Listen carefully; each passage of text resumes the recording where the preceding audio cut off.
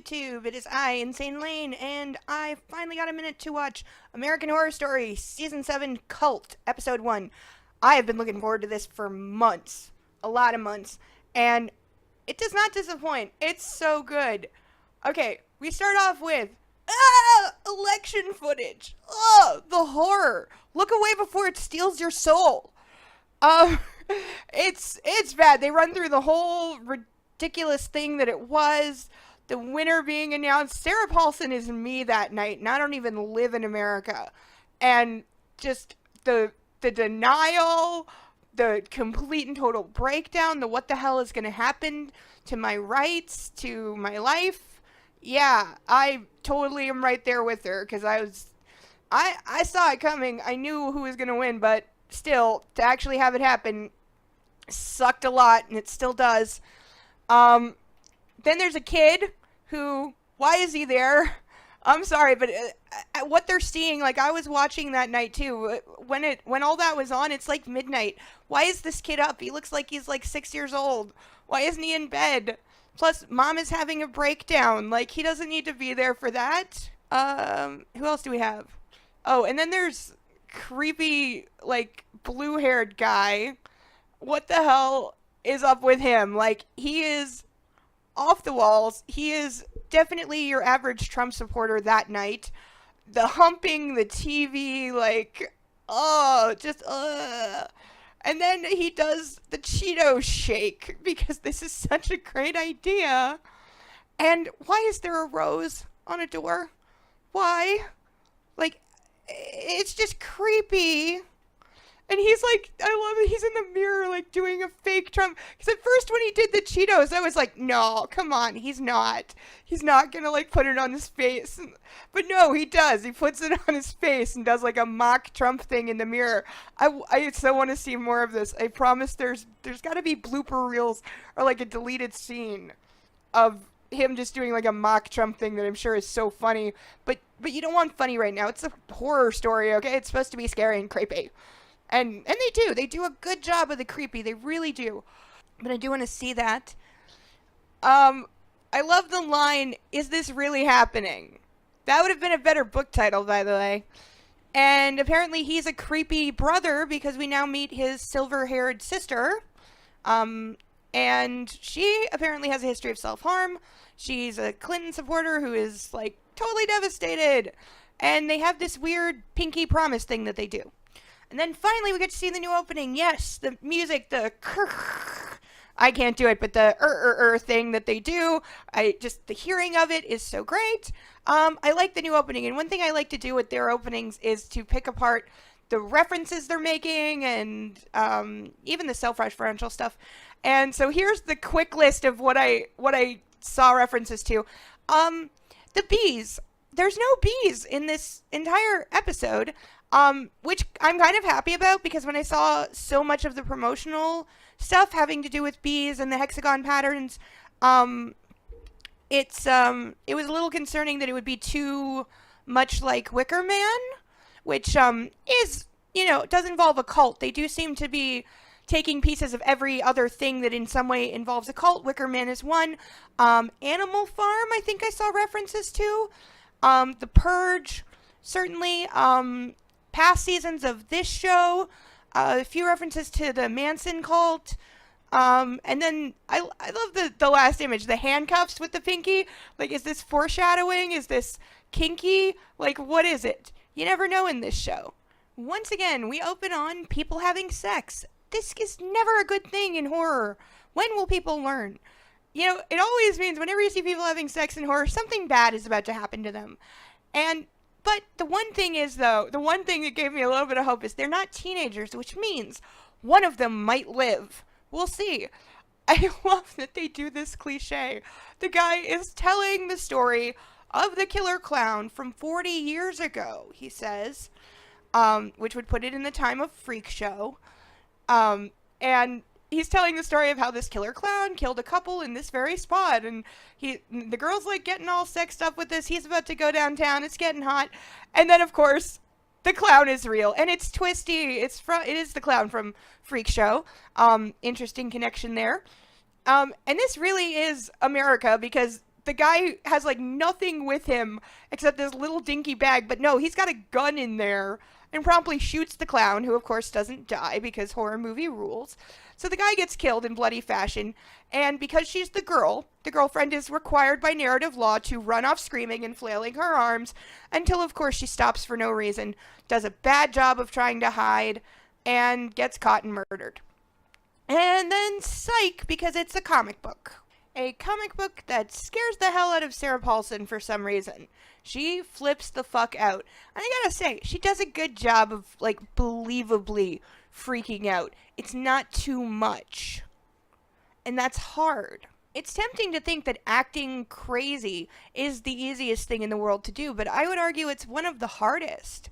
Because you can so easily go way too far and just go campy or silly or so exaggerated that you lose the audience's sympathy because you're just an out of control crazy that there's no hope for. One thing I'll say though, they're setting her up to be a very fragile character, which is kind of against type for her. And I'm not sure if I'm okay with it if this is how she's going to be all season. If this is the beginning of an arc where she ultimately becomes a much stronger person, I'm okay with that, but I hope there isn't too much of the freaking out. Then we're over to blue hair guy who has now got his blue hair in a man bun, and I love it so much. He's at some kind of a community meeting, and he's basically just there to rant, and he's entertaining at first, and then he veers wildly into crazy. Basically, his plan is that of the Joker with a dash of Palpatine, because that's how the world should be now, and why is he doing this at wherever he's doing it? But note, one of the people we see there is, one of the people from the election night party. I didn't catch his name. I recognize the actor frickin' too, and I can't think where from. It was something that I've definitely, like, seen a lot of that he was in. But you'll know who I mean when you see it. That guy is there. He's like the head of the committee, and he lays a smackdown on blue hair guy. It's so perfect. He just shuts him down completely. And I really gotta look up what 4chan is. It keeps getting referenced in like ways I don't understand because I'm not sure like what it is or what it was supposed to be, and it's been like taken over. I don't know. But here's the thing, and as blue hair is walking away, I was thinking to the Asian guy, you know, hooray for standing up to that kind of bigotry and craziness and all that crap, but be careful how you talk to crazy because it's crazy. And blue hair guy then immediately made my fucking point by saying under his breath and then getting called on it that there is nothing more dangerous than a humiliated man. More on this in a minute. We then go back to, I still don't have a character name, so I'm just going to keep calling her Sarah. And she's in therapy. What a shock.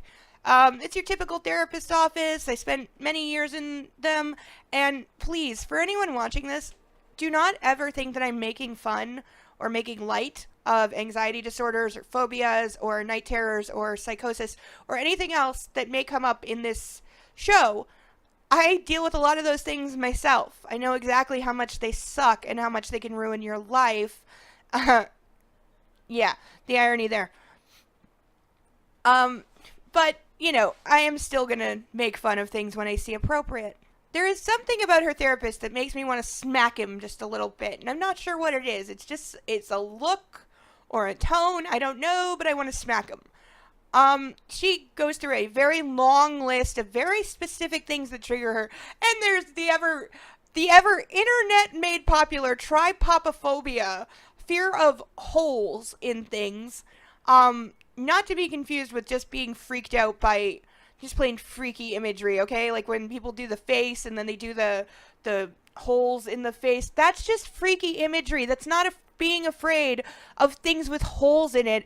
That's just a freaky image, okay? Stop confusing the two.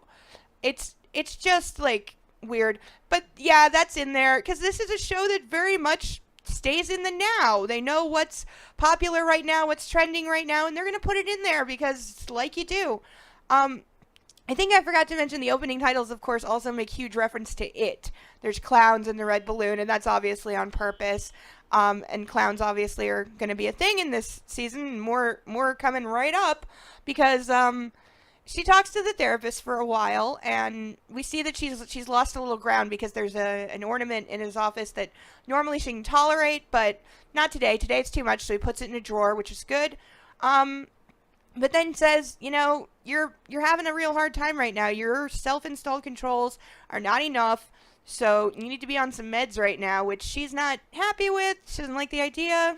Certainly been there myself, but there are times when you need it because, as she says, and he points out, this is affecting her family. This is affecting her life. It's getting in the way of her living her life. So this has got to stop. But among that is the one good piece of advice he gives. But before that, he recommends isolating herself. Basically saying that he himself has cut himself off from social media because of all the Trump crazy and is working out more, and she should do the same. Yeah, because isolation, that's good for people with anxieties. No, it's not. But there's no getting away from Trump, it seems, as she goes to the grocery store. He's playing on the TV, and then it gets worse as the cashier pulls out the fucking Trump hat. Why would you even have that just sitting there? Why? The store is very empty. There's no one else, which is kind of odd. The parking lot's weirdly empty, too. And I've certainly seen stores look like that, but this seems out of the ordinary somehow. So she's walking down the aisles, gets freaked out by the butcher section, and starts walking away from it when I saw that. And I did. I saw something moved behind her on top of one of the shelves, and then bang! Jump scare, mostly with sound. Two weird figures in the aisle for a split second. What the fuck is going on? Is she seeing things? Is she freaking out? What is going on? Like, it full on seems like she's hallucinating. Because then she goes around the corner and two more clowns with everything she's afraid of on them. The exposed brains, the blood, the holes, and they're fucking on top of watermelons because clowns. And it gets so freaky. She starts like running through the store. There's clowns everywhere. There's one on like a scooter that's waving a knife and chasing her. It's really freaky. And here's my question, though. Why doesn't she go for her cell phone or scream for the clerk or just run out of the store like 3 or 4 times before she actually does? But again, she does a fairly good job playing the crazy because from a character point of view, she's not sure this is real either. Of course, she's going to think she's hallucinating, but then you're not sure. It almost seems like she makes physical contact a couple times. She's throwing things at them that seem to almost hit them. You're not sure if these clowns are real, if they're really there, or if she is straight up seeing things. So she does eventually run out of the store, makes it to her car, and panic calls Ivy. Not the police. A guy just chased you with a knife. Why are you still sitting there, number one? Like, you're talking to your car. You can drive and talk to the car at the same time. Drive away from there. But no, we need her to stay there because, of course, there's a clown in the back seat that scares the fuck out of her, causing her to drive into a pole because, of course, she parked in front of a pole. Which, actually, I'll let them get away with because what she actually did was park under a light, which is what you do. But why is her car parked so far away from the store? Answer me that. Then she's at home, and apparently, yes, she really did hallucinate all that because the security camera didn't see any clowns, and the store clerk says he only saw her being crazy. So her wife is making the cops go away, basically saying, I'll handle it. She just has some issues or whatever she said to make them go away. Their car is probably totaled. But, she swears up and down it was real. Something was real. It really happened. But then when told, the security camera didn't show anything, you definitely would question your own sanity. But she brings up a point that maybe someone is trying to do this to her. Maybe someone is, basically she suggests the idea of gaslighting, trying to distort her reality and make her think that she's crazy. But why would anybody be doing that to her? What makes her so important? Well, we might get an answer to that in the next scene because they own a restaurant together. It's so cute. But the deal was that Sarah would be front of the house girl and Ivy would be back of the house cook. And it worked for however long it worked for. But apparently she's been staying at home ever since their nanny left. And she hasn't come to work in like 6 months, and the restaurant's falling behind in their bills, and basically life is stressed right now, and they're not having sex. Ivy, when confronted with, "Are you leaving?" which I would expect her to do at this point, says, "No, I love you, we're in this together, but I need you back. I need you back at work. We need to hire a new nanny because I need you here. We got to make this work." And it seems like, she's going to pull it together. You're right, I need to put aside all the election crap and just get back to living my life. Them walking home is awesome. They get into it the way I'm sure so many people did, and they have the exact, conversation that I'm sure so many people did. And they're mad at each other because apparently, of course, they agreed to vote for Hillary, but, Sarah's character just couldn't do it, and so she voted for Jill Stein, and there's the whole 10,000 votes, and, just a few different cities would have changed everything. And, I love that they get that in there, it's smart the way they do it. And then it gets totally, just one of the best jump scares / surprises in this entire episode is a cup of coffee. Because blue hair guy comes up and just wham, smacks them both with some coffee and is a jerk for a while till he prances away like the idiot that he is. And it seems that blue hair guy's sister is interested in being a nanny, and I'm getting a very hand that rocks the cradle vibe here. And I really am wondering if that movie was not a big inspiration for this season. A little more on that later.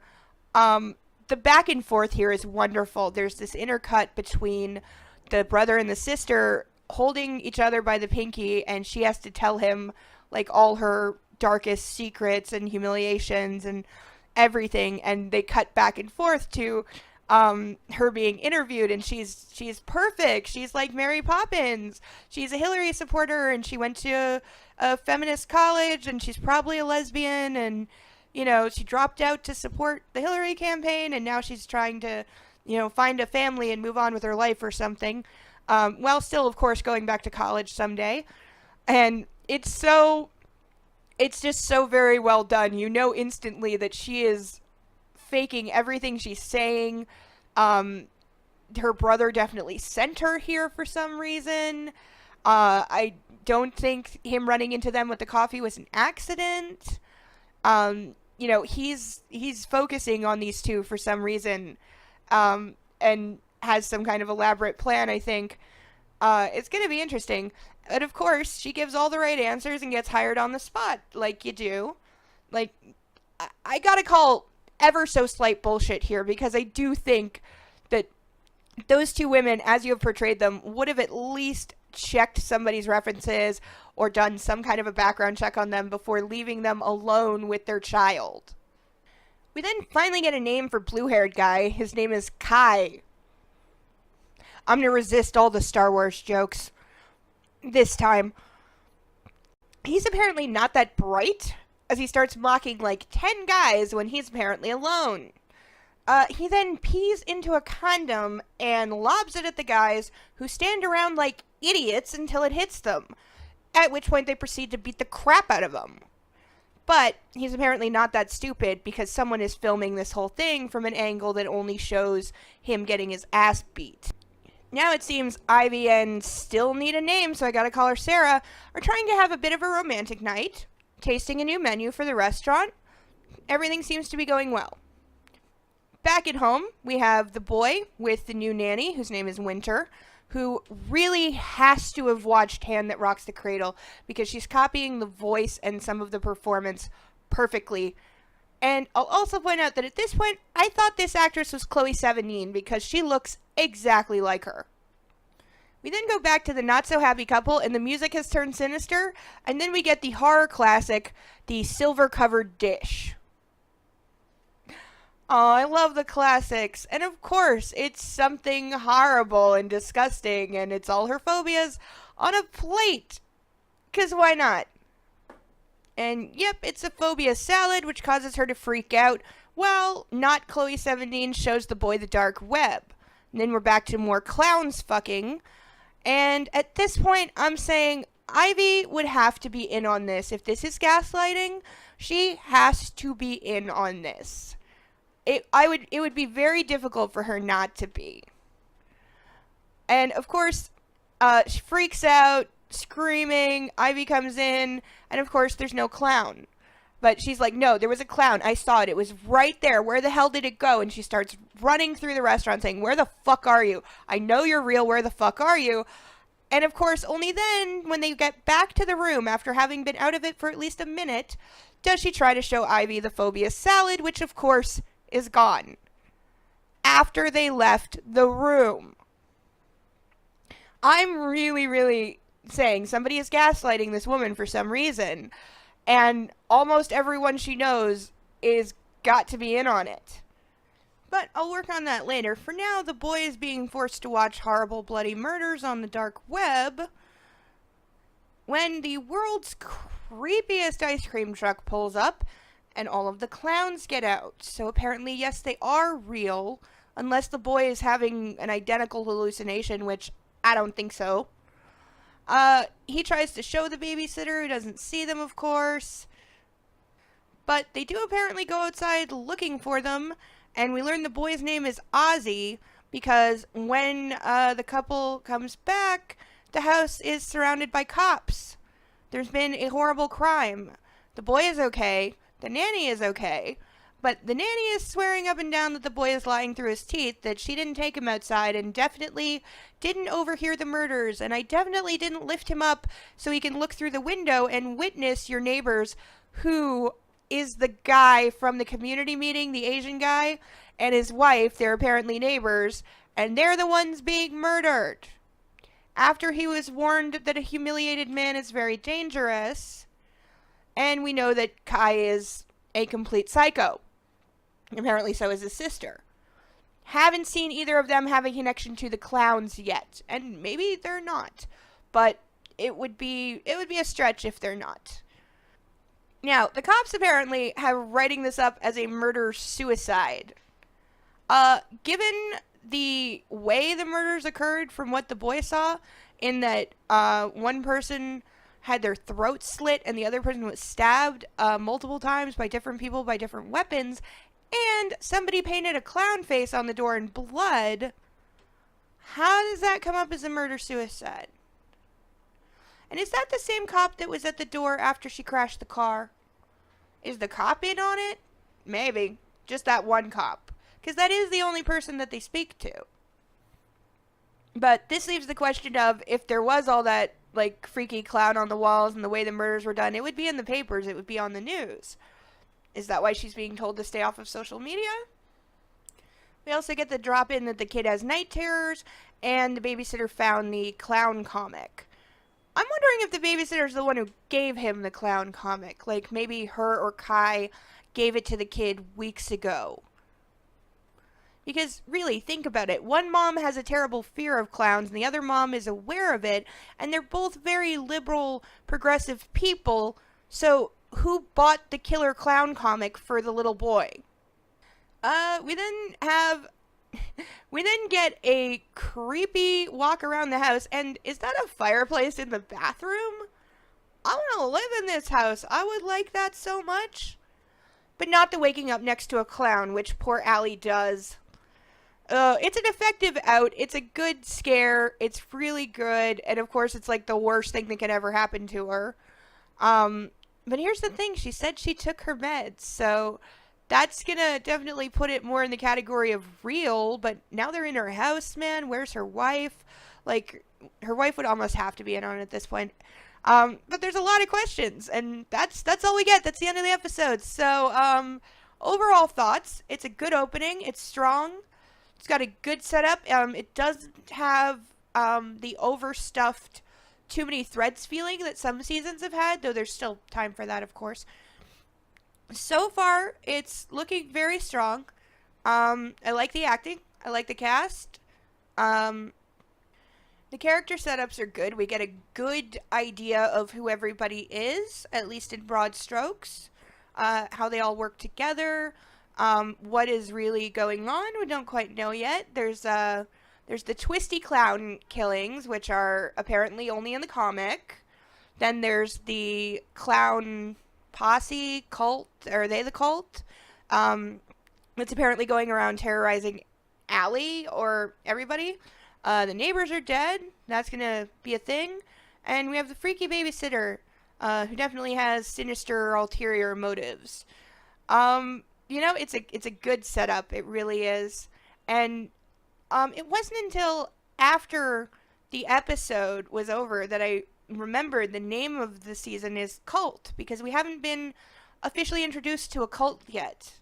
There are a few things you could say are a cult. You could say that either political camp supporters, that either Trump supporters or Hillary supporters, were sort of their own cults. The clown guys could definitely be considered a cult. Maybe they are the cult from the title, or we'll find out more about that later.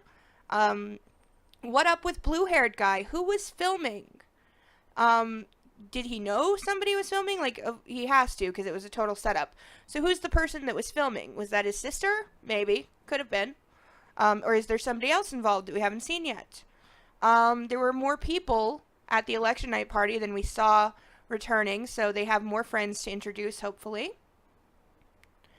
And overall, it was just a really good setup for what I hope is a very strong season. I find American Horror Story very hit and miss in terms of like, don't like for the seasons, with very little room in between. I either love them or I can't stand them. Season 1, excellent, got me into the show. It was perfect. Only to be bested by season 2 and season 3. 2 and 3 definitely take the top spot for me. Followed probably by season 1, and then, I don't know, season 5, The Hotel, really was amazing. It was American Horror Story at its best, in my opinion. So I would probably put that up there ahead of 1, and then 1, 4, and 6. I didn't care for 6. I actually haven't seen all of it, because I didn't care for it that much. That's how much I didn't like it that I stopped watching it. I will finish it at some point, but probably long after this season. But for today, those are my thoughts on American Horror Story Season 7, Episode 1. Leave me your thoughts in the comments, and I will see you next week. Bye-bye.